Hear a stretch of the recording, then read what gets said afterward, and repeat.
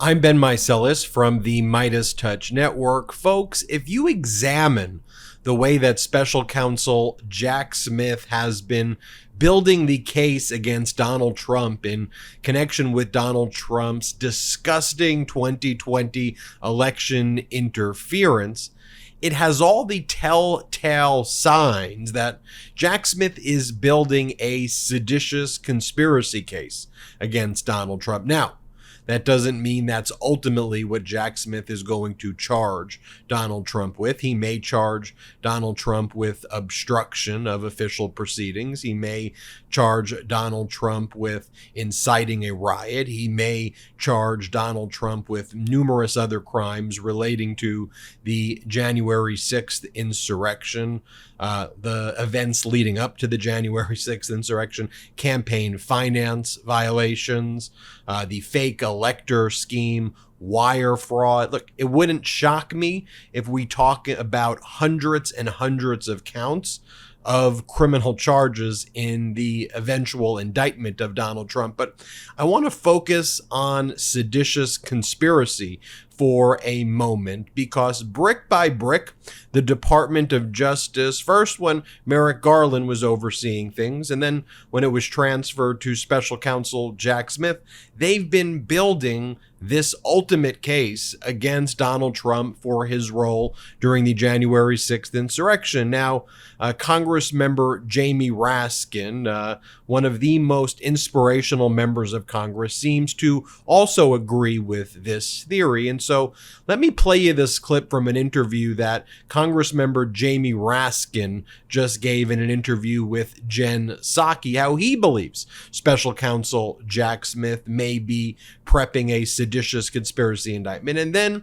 I want to show you some other data points that suggest this as well. But first, let me play you this clip of the interview with Congressman Jamie Raskin and former Press Secretary Jen Psaki from MSNBC. Play the clip. 4 members of the Proud Boys were just convicted of seditious conspiracy this week. And in their defense, they all pointed the finger at the former president.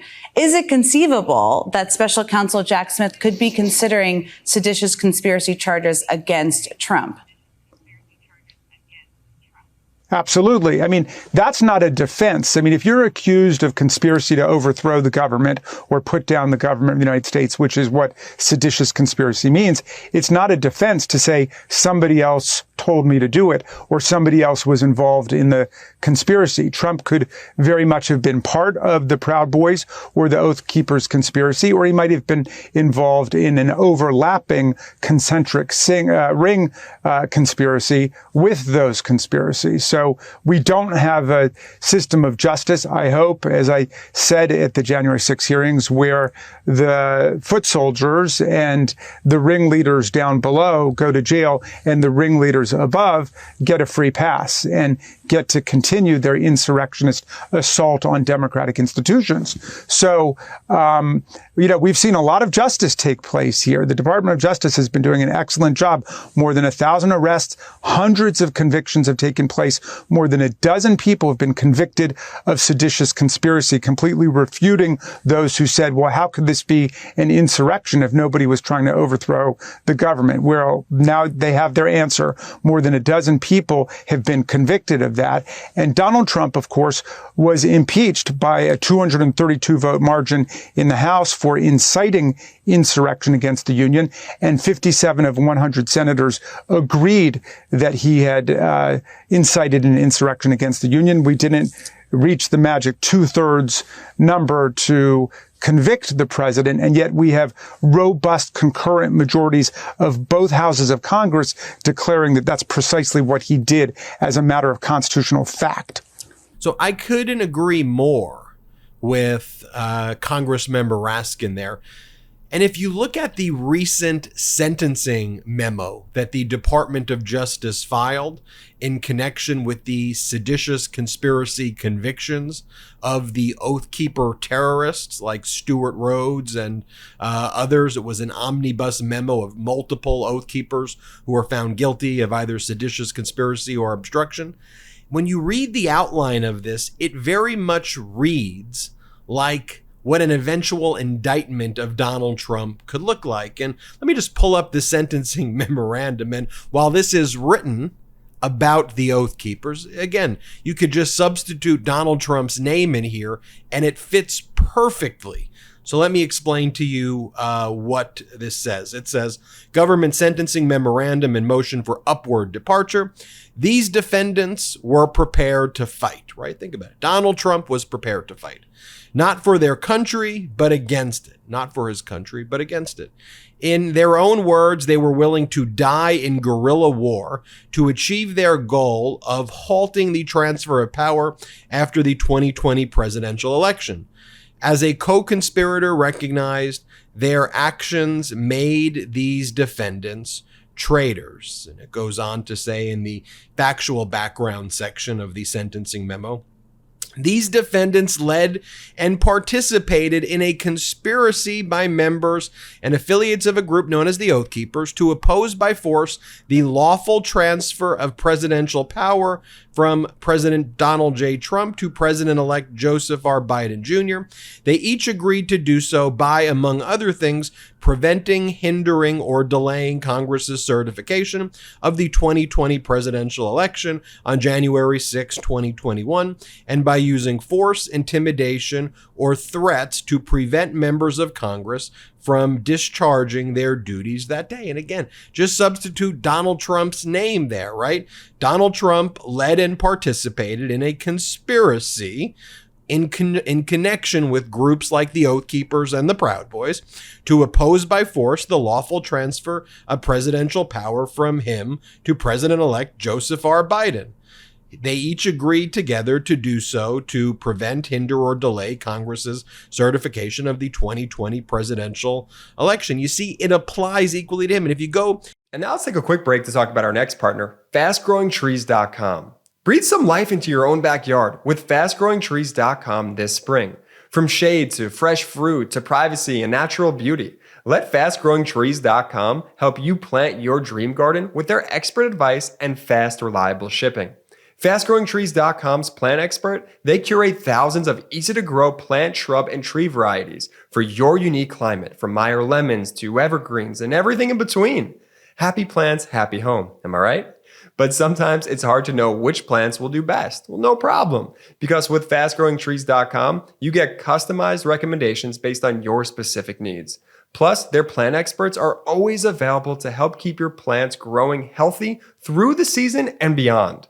No more waiting in long lines and hauling heavy plants around. With FastGrowingTrees.com, you order online and your plants, they arrive at your door in just a few days. Now, I love Fast Growing Trees because I found the Meyer lemon tree that I was looking for at a great price, and you will too. And with Fast Growing Trees' 30-day Alive and Thrive guarantee, you know everything will look great fresh out of the box. Now join over 1.5 million happy Fast Growing Trees customers. Go to fastgrowingtrees.com/MeidasTouch now to get 15% off your entire order. That's 15% off your entire order at fastgrowingtrees.com/MeidasTouch. And now back to the video. Kind of deep down to page 75 of the sentencing memo, here's what it says as well. Need for the sentence to afford adequate general deterrence.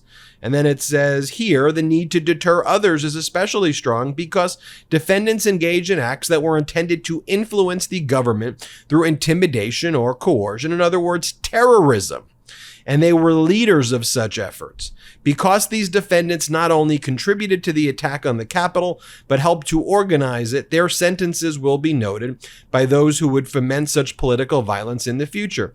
The attack on the Capitol on January 6th was calculated to interfere with, and did interfere with, one of the most important democratic processes we have, the peaceful transfer of power. I mean, folks, that pretty much reads like what a seditious conspiracy indictment would look like against Donald Trump, in addition to the numerous other charges. But remember the strategy by the Department of Justice and then Special Counsel Jack Smith, right? It was brick by brick by brick. I mean, and I know we were all so frustrated with the pace of it, but We have over 1,000 arrests and we're getting past 600, 700 convictions. The Department of Justice has batted 1,000 in trials of convictions or partial convictions. Just think about that. They haven't lost at trial, having done hundreds and hundreds of these cases against insurrectionists. So they started with the lower level people, then they went to the more violent people, then they went to the seditious conspiracy individuals. We're talking about the Oath Keepers and the Proud Boys. And just remember, the Proud Boys, 4 of them were just convicted of seditious conspiracy last week after there were multiple Oath Keepers in successive trials where they were found guilty of seditious conspiracy. So you have all of these individuals who were there now guilty of seditious conspiracy. Now here's the data point I want to give you as well. What is all of their arguments that they've made so far? What has been the main argument, for example, of Enrique Tarrio at his trial when he was found guilty of seditious conspiracy? His lawyer argued Enrique Tarrio did what Donald Trump said to do. They were following the orders of Donald Trump. And so now, because the Department of Justice has built this up, and we're talking about like 9 Oath Keepers with the Proud Boys, we're talking about almost 20 people who are going to be convicted of seditious conspiracy or plead guilty, likely before Donald Trump is charged. A lot of those people gave testimony. A lot of those people have given statements that all could be used now against Donald Trump to say all of these people who are involved in the conspiracy, hence the name seditious conspiracy, a common plan, all of them said they did it for Donald Trump.